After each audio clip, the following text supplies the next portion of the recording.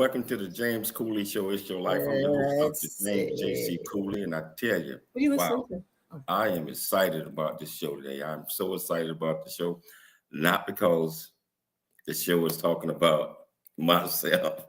It's talking about my new book that's coming out, A Black Man Point of View, Mind, Body, and Soul. And I tell you, I believe in this book. I believe that the story that we talk about, and not just myself, but I have 10, 11 other co-contributing authors that share their story in this book as well.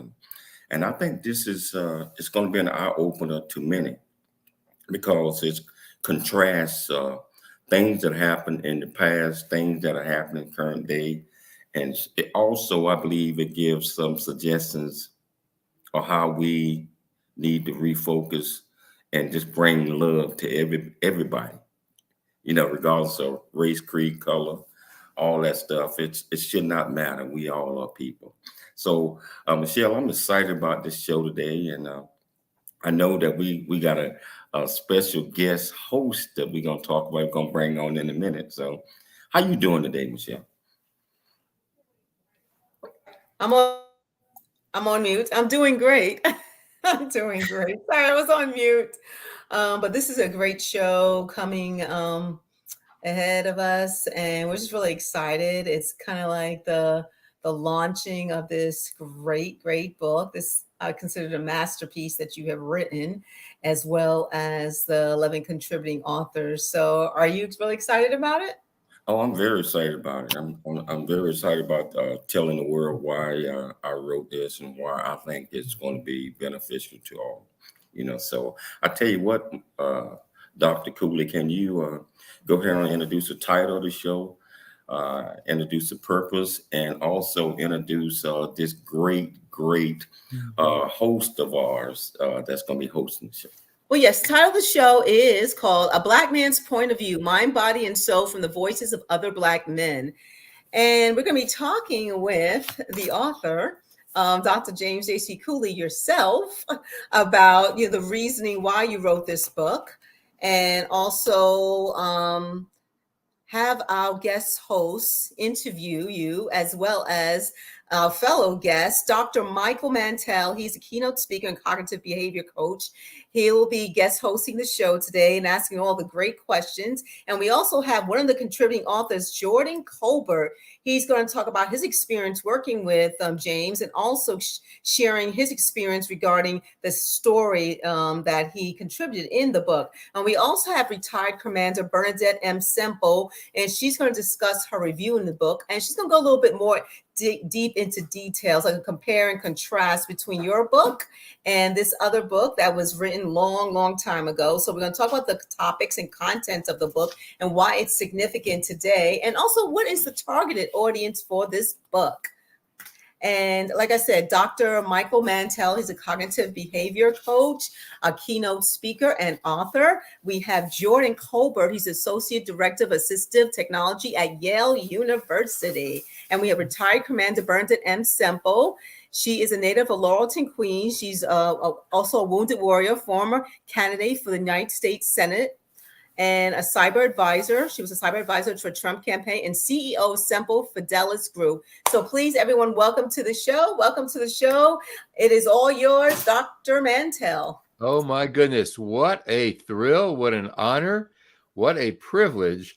What a responsibility. My goodness. I have been a long admirer of Dr. James and Dr. Michelle Cooley. I've been a guest regularly for well over a year now.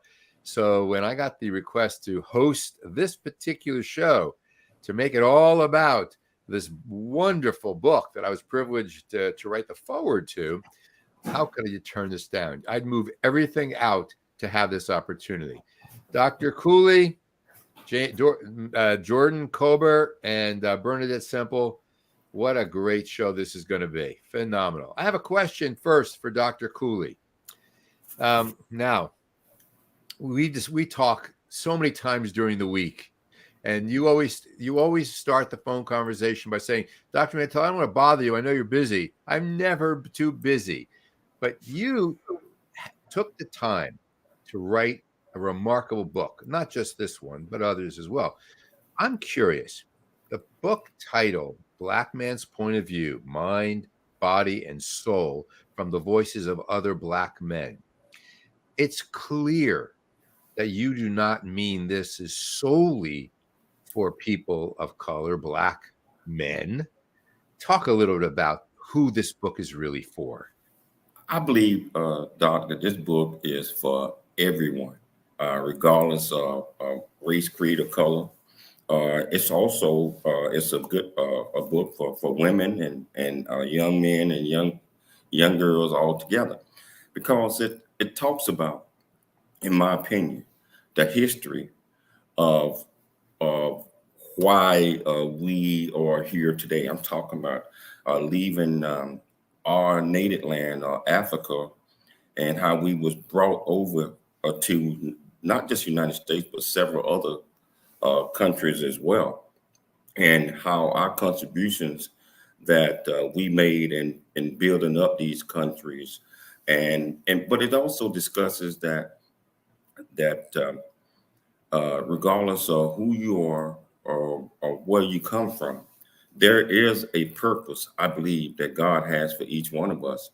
And just so happened over 400 years ago, over 400 years plus, um, you know, they talk about Christopher Columbus, they talk about all that stuff, but this is way before all of that stuff. Uh, Africa was invaded, and a lot of the men and women as well was captured and brought away, taken away from their countries to go to a foreign land, and it was treated like second-class citizens, and prejudiced just because of the color of the skin, and just because of the differences of others. But we had to learn through our forefathers, and that we are people, we got purpose. And even though our forefathers went through all of these things, it taught us a lesson. I believe that you can come together, and regardless of the situation or circumstance, you can teach, you can learn, you can grow, you can forgive. You can forgive in your heart all the things that happened in the past and turn it to the good, because we all have to learn to forgive. We all have to learn to understand. But the lesson is that we cannot completely forget about the past. We have to take the past and remember what happened in the past to help build our futures. So I believe that this book is for everybody, men, women, young, old, black, white, pink, gold, purple. And that's what I was trying to convey in this book. Well, it's a beautiful story, and I appreciate very, very much. And I'm sure our listeners and viewers want to understand how you had the time, or not so much how you had the time. I know you made the time to reveal so much about yourself in this book. You obviously had a passion, a purpose in writing this. Talk a little bit about how it felt to reveal as much as you did about your own background. Well, let me tell you about how I decided to write this. I was asked to be in this writing by Dr. Talisha Berry. It's called The Heart of a Black Man. And I think that her book, and it's already released. I think it's absolutely wonderful. But as I was writing my piece of the book, it was so much more that I wanted to share that I just couldn't share in 1,000 words. So and as I was writing my portion of that, God just placed all of these other different thoughts on my heart and my mind that says, you need to share this. You need to share you, all of you, how you feel, how you felt, how you learned, the trials and tribulations that you went through. So as I was writing mine, I decided that I could not stop writing it down. I finished up my 1,500 words. Next thing you know, I done wrote another chapter. Then next thing you know, something else popped in my heart. I wrote another chapter. And then I started putting all of these things together. And I thought that, we need to learn what makes us us. What makes us us. And we need to be able to teach others that you might feel this way today. But if you open up and if you share what's in your heart, you also release the tension, the demons, or whatever that might be that could potentially be holding you back. I wanted to share all of those things. So as I was writing this, I said, I would never say that like that. I would never share that. But it just came out, Doc. Mm-hmm. It came out. I'm very curious at something you just said. You said that, you heard God giving you this purpose, this mission, this drive, this fuel. Not everybody is dialed into that voice. What do you think it is about you and your background that allows you to be dialed into that voice? Well, first of all, I'm a believer. I believe in our Lord and Savior wholeheartedly because many of the experiences that I have endured, many of the trials and tribulations that I have endured. And there was always a way when you think that God has given up completely on you and you're down to the bottom and you're like, there's nothing else left. Then God always came to me and lifted me back up and said, now let me show you how it's done. See, you said you're a believer. I'm a believer. So you believe, so your belief allows you to say, when I'm lifted up, it must be God. I'm curious, of all the chapters you wrote, what was the most difficult? Original love. Okay. Original love was probably the most challenging chapter that I wrote in this book, because you have to truly be honest with yourself. You have to truly be honest. You have to truly be able to let what's in your heart speak. And a lot of times we don't want to do that, Doc, because we feel shame about some of the things that we might have done. Or we feel shame about the situation that we might be in. We feel shame about a lot of things, and we don't want to just share those things with anyone. But original love, once you figure it out, that what love is, and my best definition of love, which was planted in my heart, was love is, it's a little, love is just respecting everything and everybody. To me, that's what love is, being able to respect everything, every living animal, every living person, every living, regardless of what the physical eyes might be seeing. And so that was the most challenging chapter that I had to write, because it made me be true not only to myself, but to the people that are going to read this book. Now, you have chosen 11 other authors, and I'm going to ask you after the break we have in a little bit about them. But I have a question. The major co-author of this book, not getting all the accolades and all that, is obviously Dr. Michelle Cooley. Can you talk about the inspiration she gives you? And she didn't pay me to ask that question. I'm gonna be real with you, Doc. You always are. I don't believe I could have written this book without Michelle on my side. I'm talking about, I wouldn't say coaching, because I sit back and she dictated everything that was popping in my mind. She would write it down before I forget it.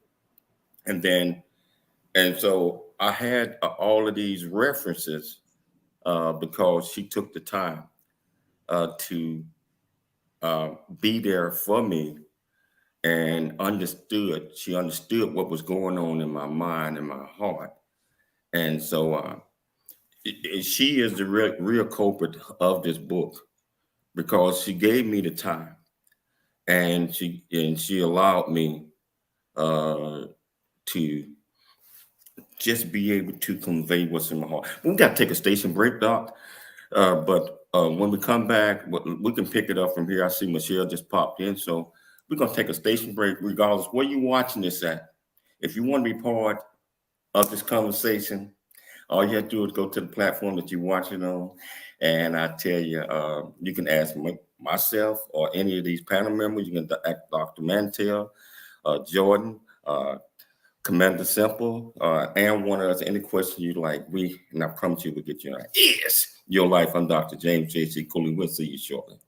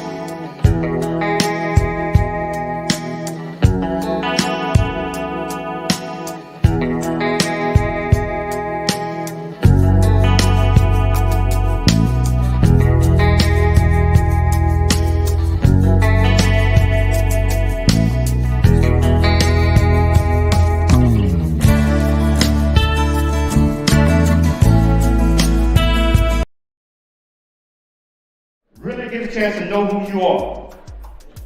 And once you know who you are, you truly know who you are, love who you are. Love who you are. You're a masterpiece. Love who you are. Love who you were born to be. Love me some me.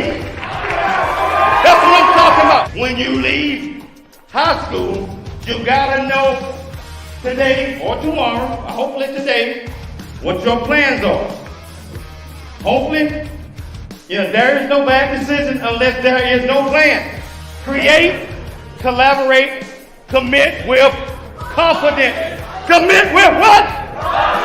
Commit with what? And everything that you do.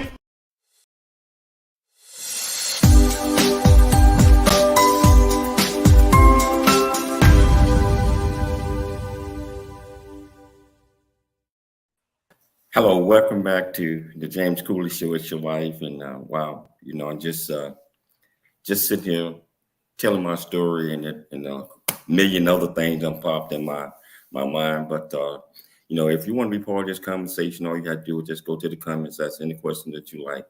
I promise you, we'll get it on the screen. Doc, I'm turning it back over to you. Okay, so I have a question. I mean, I don't know of any people on Earth that haven't experienced adversity, discrimination, hate, murder, slavery. I'm curious, if we bring your book to 2023,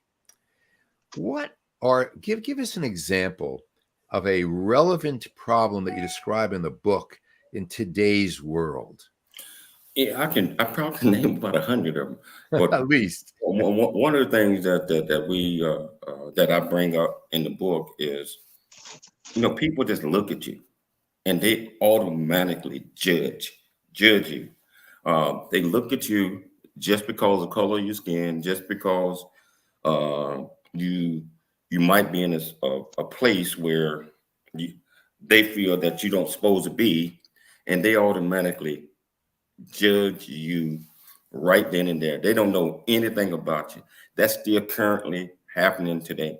I can tell you a situation that happened to me not too long ago. I was at the gym in the jacuzzi and just in the jacuzzi, just chilling out, talking to people coming over, talking to me. I'm talking back to them. And this guy was sitting back listening to everything that was going on.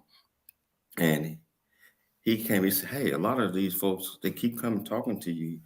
He said, if you went to school and got your education and I mean, you see, you probably can be somebody a real person.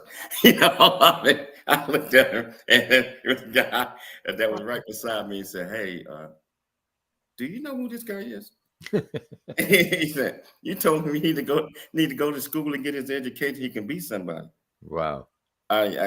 So things like that happen because people judge you just because they think that you somebody or you got an opportunity. You speak well, so you got an opportunity. Just go to school and go to school, get your education. You can be somebody that people are going to really listen to. No, people judge about everything. Yeah. Just real quick, I was once on the Oprah Winfrey Show. I was on her show 4 times. Uh-huh. One of the times I was on, some of the audience were talking back and forth. And she said, I'm not colorblind. I don't see the difference in color. So I asked Oprah to come up next to me. She thought I was crazy, live television. I said, put your cheek next to mine. She went, well, I said, it's okay. Don't worry about it. Cheek to cheek. I said to him, you don't see a difference here?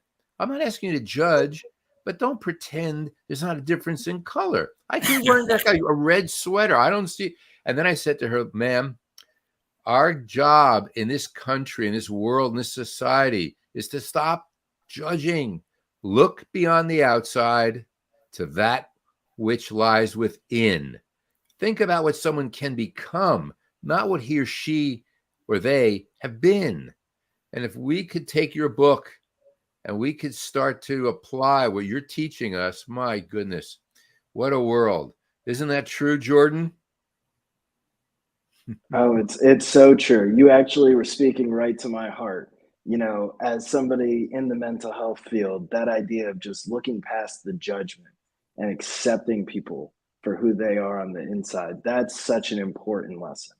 How did you end up working in mental health and assistive technology?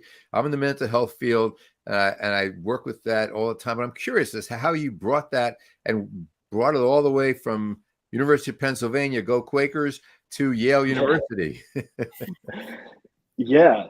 Well, it's really mental health has been my entire life. So, growing up in the environment that I did in Atlantic City, which, it's been in the top 10 most dangerous cities in America multiple times. And so, that type of environment, I really did get to see a lot of things like substance abuse, homelessness, serious mental illness growing up, whether that was with my friends or with my own family or even in myself.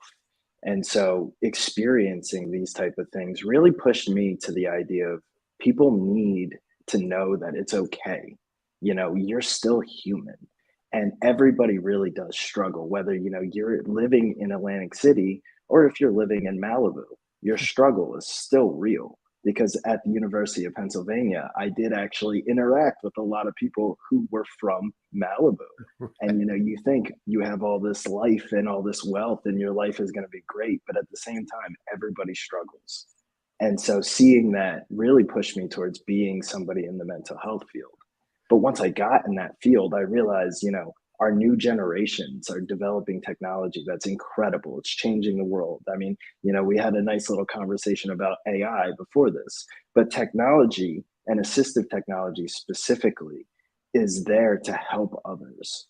And bringing in technology to help with mental health disabilities, reading disabilities, cognitive disabilities, the technology allows people to live independently. So that was really how I brought these two together, because it was the idea of, I'm young, so I grew up with all this technology, putting it together. And so my two experiences just came together and they kind of married in a nice way. And how did you come to work with Dr. Cooley and become a contributor to this book? How did that happen? Oh, that was a fun experience. So I, in my spare time, I have a company I call Opticity XP, which is geared towards making education accessible. and making things accessible using technology. And so audiobooks is something that I create for authors.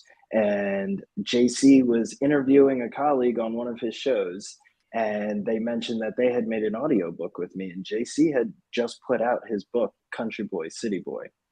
And so he was interested in making an audiobook. And so he called me up, we talked a little bit, and I said, hey, you know, this guy, he's got a really interesting story. I read the book and said, 100%, I want you to tell this story. And so we recorded a book together. It took about 1.5 years to fully get it all done. You know, we did a lot of work on it. And ever since then, JC has been really one of my biggest, you know, like deepest friends, biggest supporter. And I just love watching all of the great things he's doing and the accolades he throws back at me. So it's been a nice relationship. I'm sure. And it's so easy to love this man and his beautiful bride. It's so easy to respect and admire them. I'm curious about the perspective, the point of view you took in what you wrote for this current book. What was it like from that viewpoint, and what led you to choose that? Yeah. So I tend to be somebody who really thinks in metaphors. And a lot of the time, you know, given my background, given all the philosophy and things like that I have a nice grasp on, I like to think about the way literature comes alive. And so in writing this contribution, I took it from what my heart specifically would be saying as the heart of a biracial man. And so kind of like personifying the idea that my heart is who I am. And the heart is who everyone is, because everybody is filled with love. And that's where the heart comes from. And sometimes that love is not always there, you know, front and center. Sometimes it takes a lot of digging, but everyone's heart has that love in it. And so I wanted to express that from my experience of what my heart has gone through. So as someone in the mental health field, asking someone in the mental health field, you came from what many would say was a most adverse beginning in life. Family issues, health issues. I mean, legal matters with your mom, I believe it was. You went through it all. How did you emerge? What self-talk, what story went through your mind to enable you to move that to the side and to have the vision, like Dr. Cooley, like JC is talking about, to have this vision to move forward and grow through it all? Yeah, well, you know, it developed over time, and I really just want to say it's kind of funny to think about this because the self-talk really came through the lens of education. And at a very early age, before my mom was incarcerated, I liked to play video games, but I couldn't read. And so I always would ask her, can you read this to me? She looked at me one day and said, Jordan, I'm not always going to be here to read for you. You're going to have to figure out how to get through this game, through these difficult experiences on your own. And that's really important. And from that day forward, she never read it to me. She never read a single thing to me. And I realized if I don't start to develop my mind, if I don't read, if I don't learn, if I don't navigate, I'm not going to make it. And so I spent all of my time really invested in education. I played sports. I had friends. I was very social. I did different things. But at the same time, I was always very deep in thinking, I'm going to navigate this and I'm going to get through this because I'm smart enough to figure this out. We have 1 minute before the break. Just one quick, very quick question with a quick answer. How do you believe this book is going to help someone else, a young Jordan Colbert, who's in that same spot, to turn his life around? It's going to be the idea that this is you. You will see it as a role model because representation matters. And when you see that someone else has gone through this, whether it's any part of my story, you know, he made it, so can I. Thank you very, very much, Jordan. Wow. Thank JC, you. I see why you chose him as a as a contributing author. Wow. Just Jordan is a remarkable young man. Not just a young man. He's only just getting ready to turn 31. And at Yale, I mean, and doing all of these great things, and just an incredible young man. JC, our shirts are older than he is. Oh yeah. We're gonna take it to a station break, but I tell you what, we're gonna come back. We're gonna pick it up, and Commander Bernadette Semple, get ready, because you on next. And I tell you, if you want to be part of this conversation, all you have to do is just go to the platform that you're watching it on, ask any question that you might have, and we'll get you an answer. It's Your Life. I'm Dr. James J.C. Cooley. We'll see you shortly.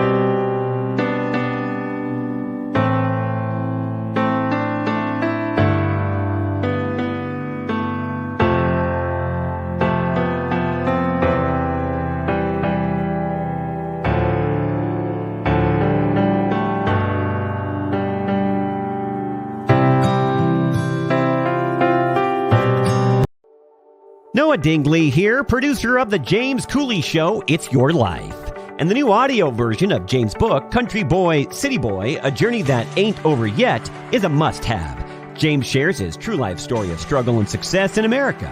It's both a cautionary tale and a roadmap to achieving the American dream. Get the new audio version of Country Boy, City Boy, A Journey That Ain't Over Yet by James Cooley on Amazon.com or wherever audiobooks are sold.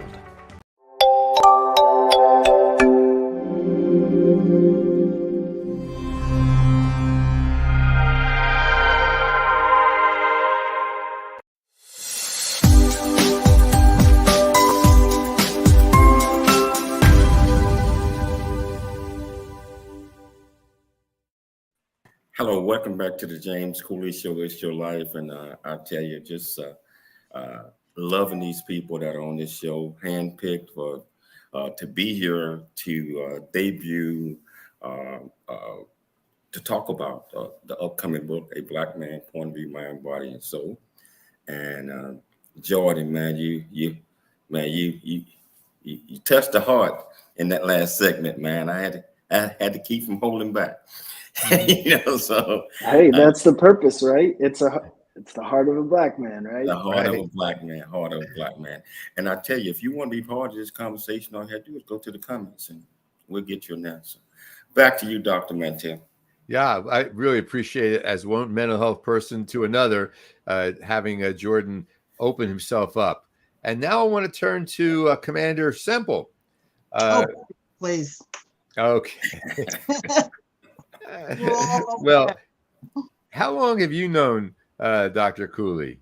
More than half my life. I met him when I had my first tour in Guam. It was like 1988 or something around there that way. And he was the PT coordinator. And he was a great mentor to the Navy because I was brand new and I had this big job at being the traffic officer there, and it was huge. And he was just a great mentor to me the entire time. And I really appreciate that because, you know, when you come into the Navy for the first time, you need mentorship and people that take an interest in you and people that look like you as well. So he was a great mentor, and I thank him for that. And then I think it was 10 years later, 10 or 12 years later, he came to Hawaii to be my assistant. Oh, I was an officer in charge of the communication station up at the headquarters, U.S. SINCPAC, and he came to be my number 2 guy. So it was great. Somebody I can trust, someone I could count on. It's always been a great mentor to me. And he tells me that you've been a great boss to him as well. Yeah, so you've got a good relationship. He trained me first. So you wrote a beautiful, touching, magnificent review of the book. And the book is called A Black Man's Point of View, Mind, Body, and Soul from the Voices of Other Black Men. Mm-hmm. Obviously, you're not a Black man. No. So what's the essence of the book that touched you the most? Well, I'm one of 10 kids and I have 5 brothers, and my father is one of 10, so lots of uncles, and we're also descendants of slaves. You know, I was just recently looking at working on my genealogy and realizing my great-grandparents were slaves, you know, and the men in the family really did propel our family forward.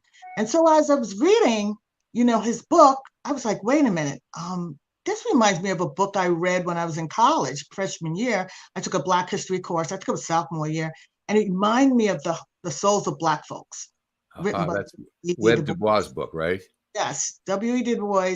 And in that book, he pretty much lays out a pathway, what we need to do, because at that time it was written in 1903, which is significant because here it is 2023.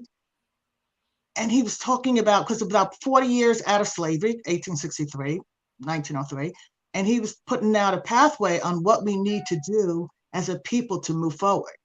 And at the time we were called the Negroes, but and it was the same thing. He had 5, you know, a bunch of people putting in their thing of the things that we need to do.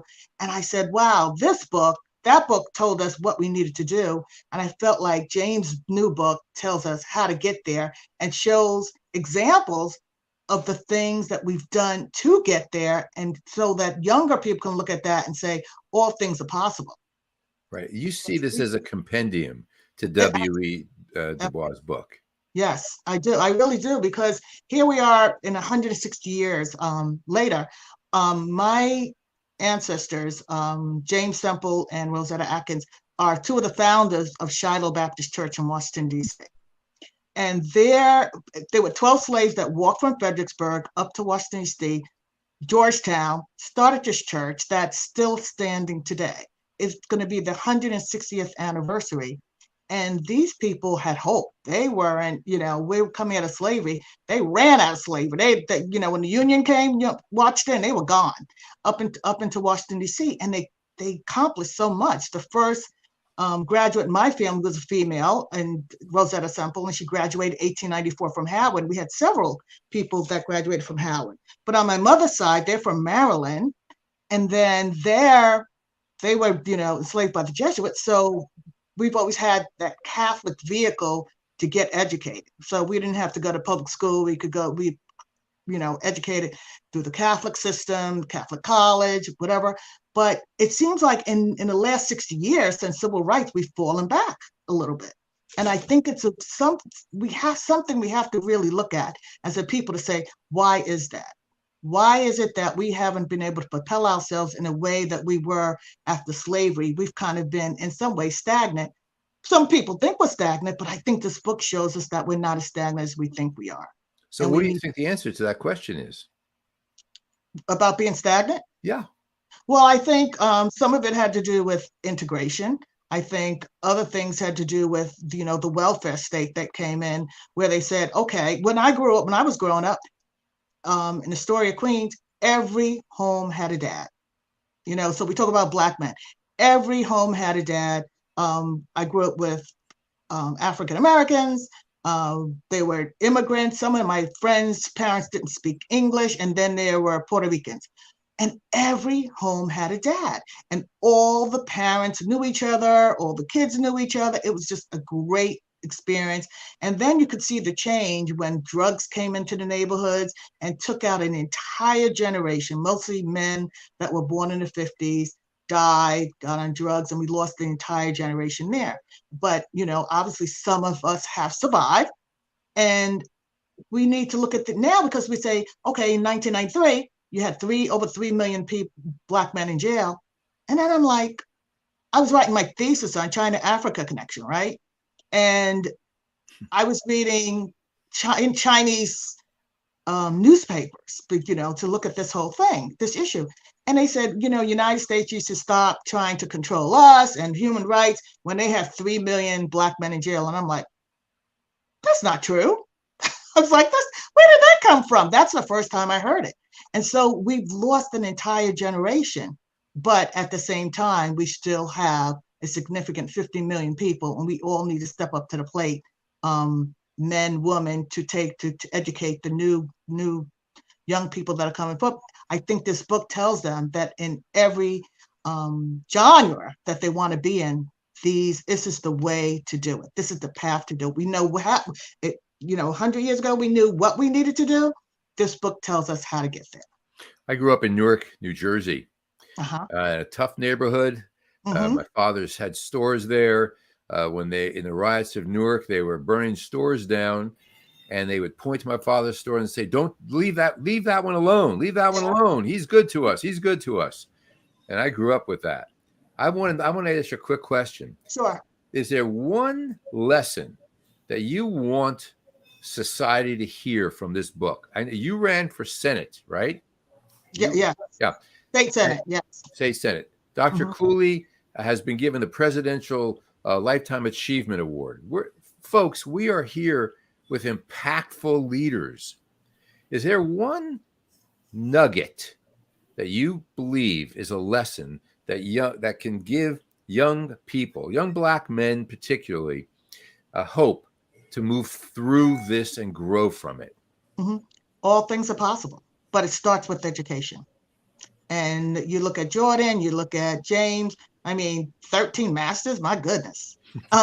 It starts with education, and just giving them the love of learning and reading and showing them the world as it is. They have a better opportunity than we do, because our world is very small. Their world is so large, and the possibilities are endless. And whatever they love, they can turn it into something they love. I think that's the biggest thing: doing what you love, doing what you're passionate about, and looking at different places. I spend a lot of time with my nieces and nephews, and my great nieces and nephews. They know me. And I have a little nephew that plays 3 sports right now. I said, well, I'm going to come down and, teach you to run. He said, Aunt B, you can't run. I said, how do you know that? Because every time I see you, you're walking. And he said, I'm like, you little small alk, I'll show you, I'll run smarter than you. But his parents are very, very involved with them. His father, works hard, but at the same time, he reads to him every night. So you have to spend time with your children. Black men get a bad rap of leaving their children. That's not true. We need to show more Black men with their children, men and women, for the girls and the boys. It's so important. So I think education is the key, though. Good point. I don't know where we are with our break time yet, but let me ask you another question. Yes, of course. In terms of what the reader is going to take from this, they're going to take a lot from their heart. They're going to take a lot from their brain. They're going to take a lot in their hands and their feet. Is there something that you think, this is a weird question, that you would have added yourself that wasn't in the book? Tough question, huh?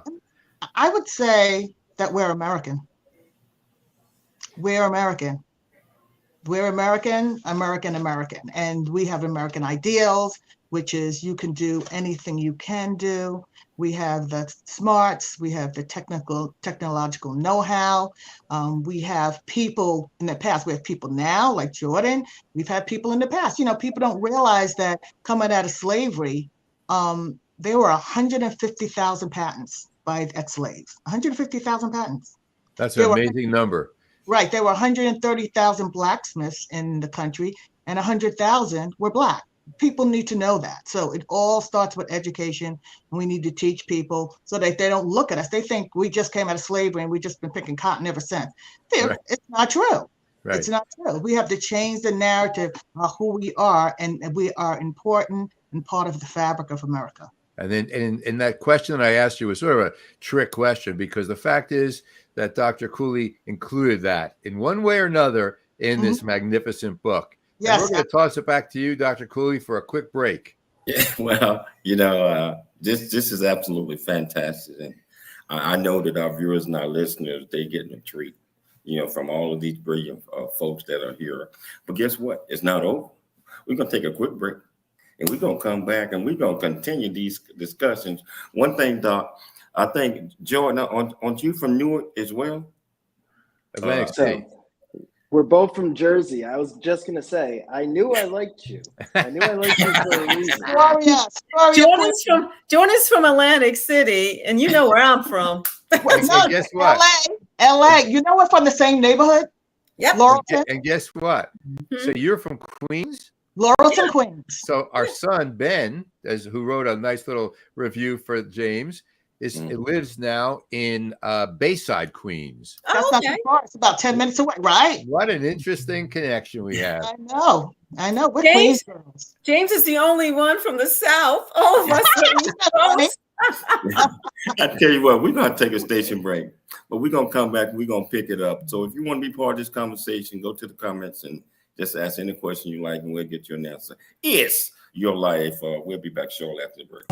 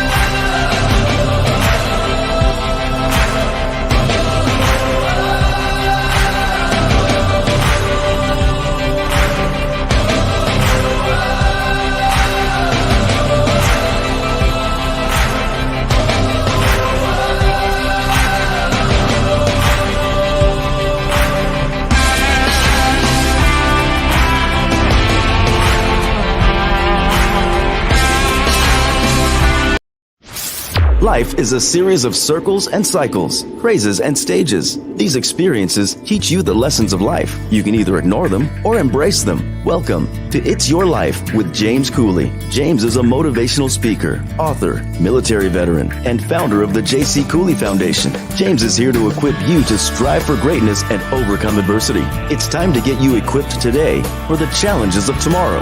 Now, here's the host of It's Your Life, James Cooley.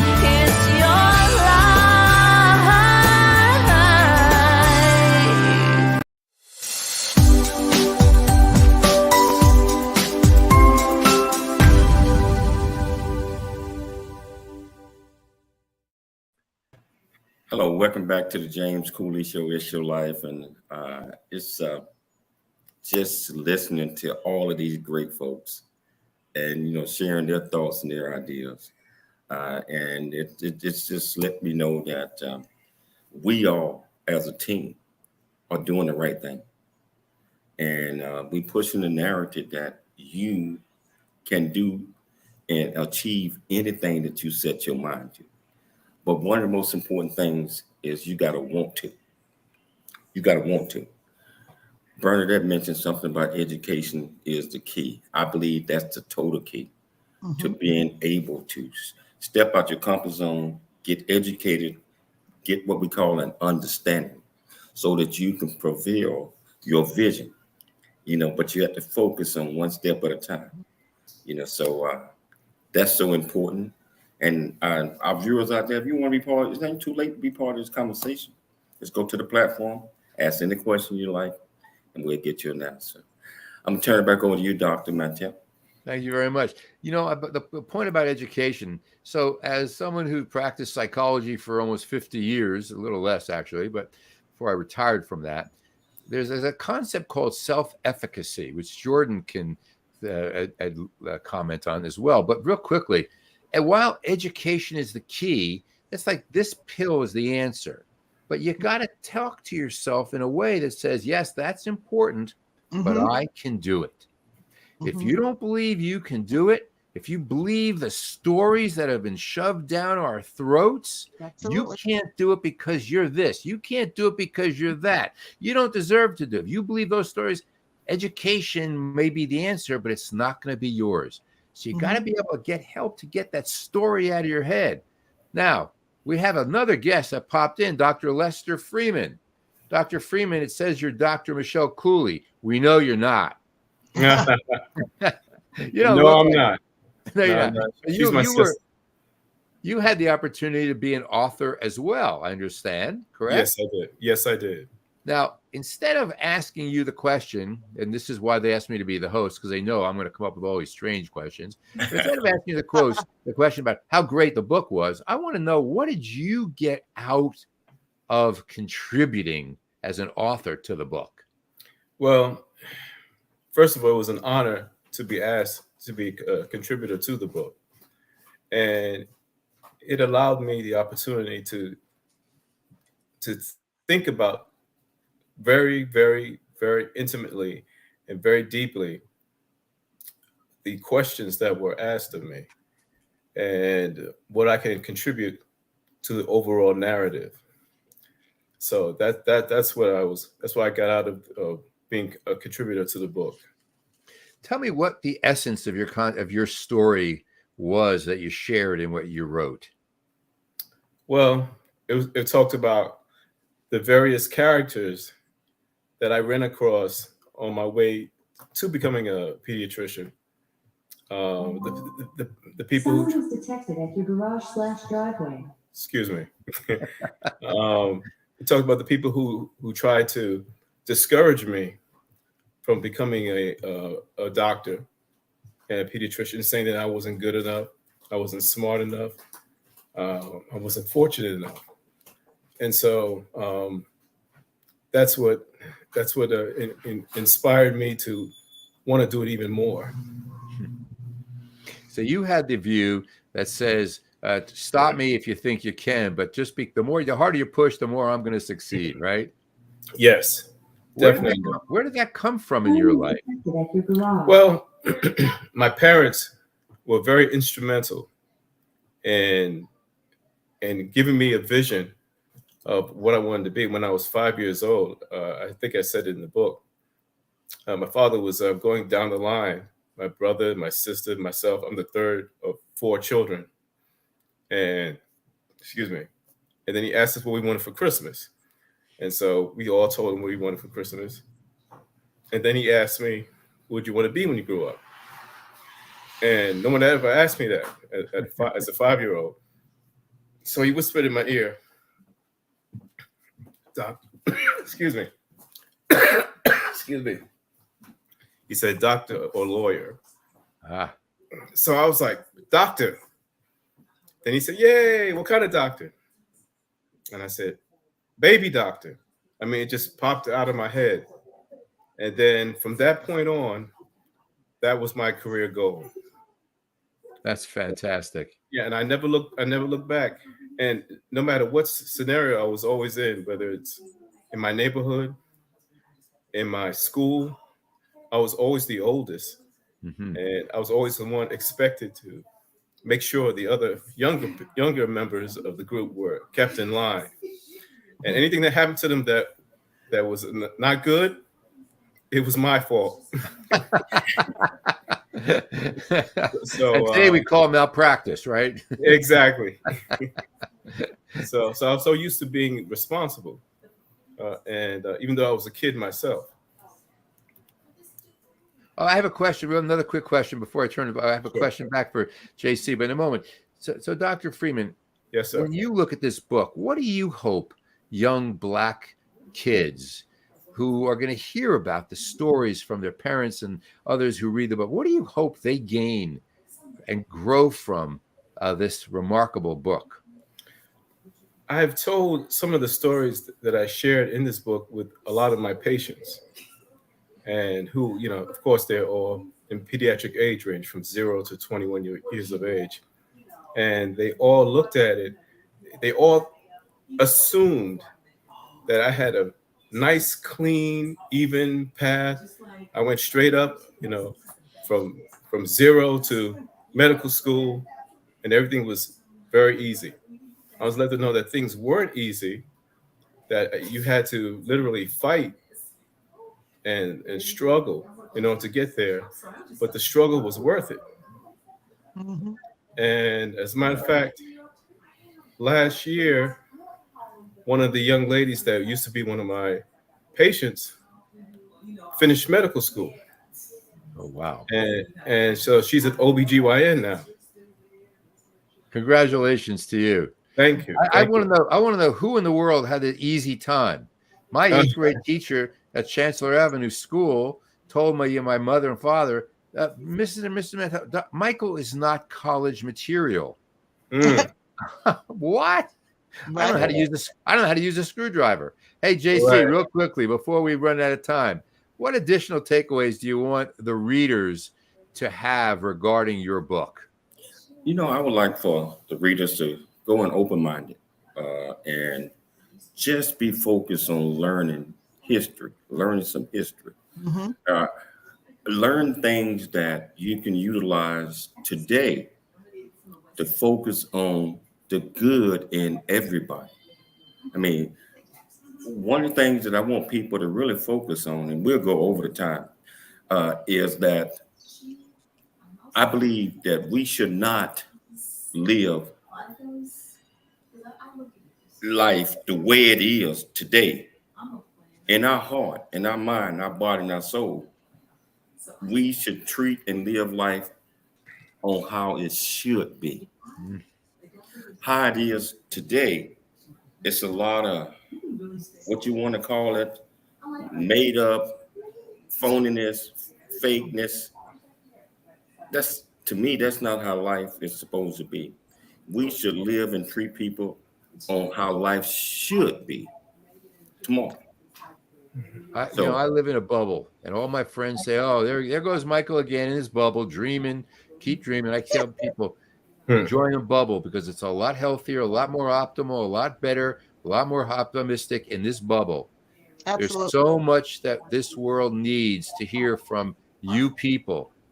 The world needs to hear your hearts, to feel the vibration from your mind and your body and your soul in this book. And this is why I'm here today, because I believe it. I believe this is going to help move us an inch or two closer, and maybe create other people who will move it an inch or two closer. JC, anything you want to say to Bernadette I'm gonna give everybody. We're gonna take another 5 minutes. Oh, okay. We're gonna take another 5 minutes, but I want everybody to give me what their takeaway is from this. To give not just myself, but give our viewers and listeners what your takeaway is, what you think that they need to be focusing on. Let's start with you. Mine, so I'm curious what the others have to say. Jordan, let's go with you. Yeah, I would say, the biggest takeaway is really that we as in everybody, not just Black men, not just Black women, not just Black people, but we can overcome.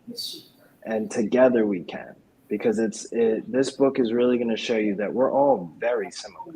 The color of our skin might be different, and the experiences that we have might be different, but we as a whole are the same. And it's not about me, or it's not about you, it's not about me, it's about we. Bernadette. Well, I told you earlier that I grew up like it's a multicultural neighborhood, and I'm really disappointed where we are as a nation today, because I just didn't think that we would be with that. But you know, your wife grew up in Laurelton too. That was a multicultural neighborhood as well. We all got along. We all had, I mean, there were Muslims, there were Jews, there were Black people, all types of different Caribbeans. There were no problems. Why are we where we are? We have to get back to basics. And it's our generation, the luckiest generation. We talk about the greatest generation. We are the luckiest generation. We have to get back to basics and show Jordan and the younger ones the way. Dr. Freeman. Well, I just want everyone to get from this book, once they read it, not just our successes at the very end of the journey, but all the pitfalls and all the trials and tribulations on the way to our ultimate goal. That's to me, that's even more important. Mm-hmm. And that it's not easy. And one of the things that I learned from my mom when I left home, I called her like 2 months after I left home. I was in medical school. I said, "Mom, I thought being an adult was going to be easy." And she laughed. She said, "No, I never said that." Our parents made it look easy, you know. But once you get out there on your own, it's a lot more challenging. And I would let everybody know that they're going to face challenges, no matter what they want to become. The more worthy your goal is, the more challenges you face. And that's what I want everybody to get from the book. Well, I want everybody to know that the book is already in pre-sale, and it's going to be released on June the 6th. We are asking everybody to go out there and buy this book. Actually, what we're going to do is we're going to drop the e-version of the book from $7.49 to 99 cents that day. We are hoping that you go out there, you get a copy of the book, buy many copies of it at 99 cents, Amazon at 99 cents, and share them with your family, share them with friends, share it with everyone. And we encourage everybody to always dream big, think big, and be big at everything that you do. I want to thank each and every last one of you for taking the time to come on the show today and help promote the book, and also tell the stories or what you got out of the book. And we encourage all the readers out there to do the same, buy the book, and reach out to us and come on the show. Let's talk about it. Mm-hmm. You know, so I'd like to thank Dr. Mantell for hosting the show today. Thank you. Jordan, my very, very good friend, always. Can't wait to hook up with you again. My little sister, Bernadette, you know, also my boss. Right. My boss for many years. Yes. Dr. Freeman, you know, hey, brother-in-law. By the way, Dr. Mantell, you said that's not him and Michelle are like twins. Yeah. No, I figured that they were related. I did. Well, they actually 10 months apart. Yeah. Irish twins. Yes. Exactly. Exactly. So I'd like to thank Dr. Michelle Cooley for always putting together great programs. Most importantly, I'd like to thank our viewers and our listeners for tuning in to the James Cooley Show. It's your life. We'll be back tomorrow at the same time, same place. It's your life. We'll see you then.